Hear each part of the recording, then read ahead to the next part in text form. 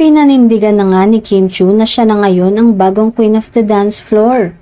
Hataw kung hataw naman kasi talaga ang kapamilya actress TV host sa mga bonggang production numbers niya sa Asap Natin To, pati na rin sa It's Showtime. Muling nagtrending kasi si Kim sa ginawang performance ngayong araw sa Asap. Say ni Kim, "Nagpapasalamat ako sa Asap kasi I'm not the best dancer. I can dance but I'm not the best, pero binigay nila sa akin yung title na Queen of the Dance Floor." Pero syempre, may mga nangiintriga sa pagbibigay ng nasabing titulo kay Kim dahil kung matatandaan, si Maha Salvador ang dating may hawak ng corona bilang reyna ng dance floor sa Asap. At ngayong balik na si Maha, maagawan na nga kaya muli ng titulo ang aktres?